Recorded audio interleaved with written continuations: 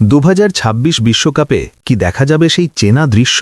ব্রাজিলের জার্সিতে মাঠ কাঁপাচ্ছেন নেইমার জুনিয়র, নাকি এটাই হতে যাচ্ছে তার শেষ সুযোগ, আর হয়তো আমরা তাকে আর বিশ্বকাপ মঞ্চে দেখতেই পাব না?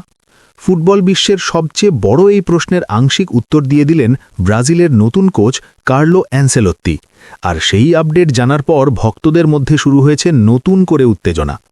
এখন আসল কথায় আসা যাক। নেইমার জুনিয়র 2026 বিশ্বকাপে স্কোয়াডে থাকবেন কি থাকবেন না, এই প্রশ্নটা এখন প্রায় প্রতিদিনই ঘুরে বেড়াচ্ছে ফুটবল ভক্তদের মনে। বিশেষ করে আপনারা যারা নিয়মিত কমেন্ট করেন, তাদের অনেকেই জানতে চান নেইমারের ভবিষ্যৎ কি হতে যাচ্ছে। সত্যি বলতে এত বড় একটি সিদ্ধান্ত অফিসিয়ালি জানার জন্য আমাদের অপেক্ষা করতেই হবে স্কোয়াড ঘোষণার আগ পর্যন্ত। তবে এর মধ্যেই এমন কিছু ইঙ্গিত পাওয়া গেছে যা আপনাকে আশাবাদী করে তুলতে পারে। সবচেয়ে বড় আপডেট এসেছে সরাসরি ব্রাজিল কোচ কার্লো অ্যানসেলোত্তির কাছ থেকে। এক সাক্ষাৎকারে তিনি স্পষ্টভাবে জানিয়েছেন, নেইমার জুনিয়রের বিশ্বকাপ স্কোয়াডে থাকা পুরোপুরি নির্ভর করছে দুইটি বিষয়ের উপর: পারফরম্যান্স এবং ফিটনেস। সহজ ভাষায় বললে, নেইমার যদি পুরোপুরি ফিট থাকতে পারেন এবং ধারাবাহিকভাবে ভালো খেলতে পারেন, তাহলে তার বিশ্বকাপ স্কোয়াডে থাকা প্রায় নিশ্চিত বলেই মনে করা হচ্ছে। এখানে একটা বিষয় খুব গুরুত্বপূর্ণ।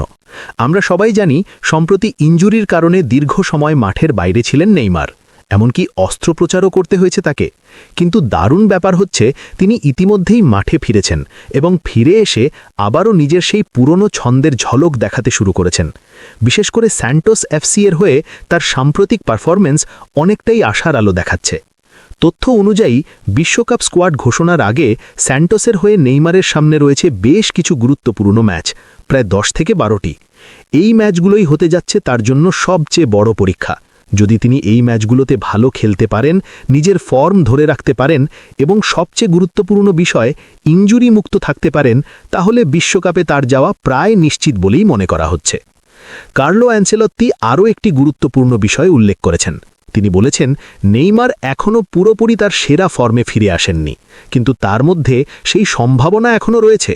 আর বিশ্বকাপের আগে যে সময়টা আছে, সেই সময়ের মধ্যে নেইমার যদি নিজেকে 100% ফিট করে তুলতে পারেন, তাহলে তিনি অবশ্যই দলের জন্য বড় সম্পদ হয়ে উঠবেন। এখানে একটা বাস্তবতা আপনাকে মেনে নিতেই হবে। আজকের দিনে আন্তর্জাতিক ফুটবল অনেক বেশি ফিজিক্যাল। শুধুমাত্র স্কিল দিয়ে আর টিকে থাকা যায় না, ফিটনেসও হতে হবে একদম টপ লেভেলের। আর এই জায়গাতেই এখন সবচেয়ে বড় চ্যালেঞ্জ নেইমারের জন্য, কারণ তার প্রতিভা নিয়ে কোনো প্রশ্নই নেই, কিন্তু ফিটনেস এবং ইনজুরি তাকে বারবার পিছিয়ে দিয়েছে। তবে আশার কথা হচ্ছে, কোচ নিজেই যখন আশাবাদী, তখন ভক্ত হিসাবে আমাদের হতাশ হওয়ার কোনো কারণ নেই। বরং আমরা বলতে পারি, পরিস্থিতি এখনও নেইমারের পক্ষেই আছে। তিনি যদি 80 থেকে 90% ফিটনেসেও থাকতে পারেন এবং পারফরম্যান্সে ধারাবাহিকতা বজায় রাখতে পারেন, তাহলে তাকে স্কোয়াডের বাইরে রাখা প্রায় অসম্ভব।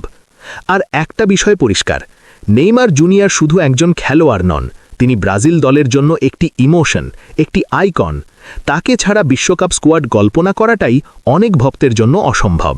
তার অভিজ্ঞতা, তার ক্রিয়েটিভিটি এবং বড় ম্যাচে তার উপস্থিতি, সব কিছুই ব্রাজিলের জন্য বিশাল ফ্যাক্টর।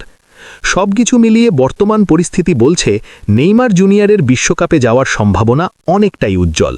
তবে শেষ সিদ্ধান্ত নির্ভর করছে তার নিজের পারফরম্যান্স এবং ফিটনেসের উপর। আগামী কয়েকটা ম্যাচই ঠিক করে দেবে তিনি বিশ্বকাপের মঞ্চে আবারও জ্বলে উঠবেন কিনা। শেষ পর্যন্ত কি হবে সেটা জানার জন্য আমাদের একটু অপেক্ষা করতেই হবে। কিন্তু এখন পর্যন্ত যে আপডেটগুলো এসেছে তা নিঃসন্দেহে পজিটিভ এবং ব্রাজিল ভক্তদের জন্য আশাব্যঞ্জক। এখন আপনার মতামত কি? আপনি কি মনে করেন নেইমার জুনিয়র 2026 বিশ্বকাপে খেলবেন, নাকি এবারই শেষ হয়ে যাচ্ছে তার বিশ্বকাপ স্বপ্ন? অবশ্যই কমেন্ট করে জানাতে ভুলবেন না।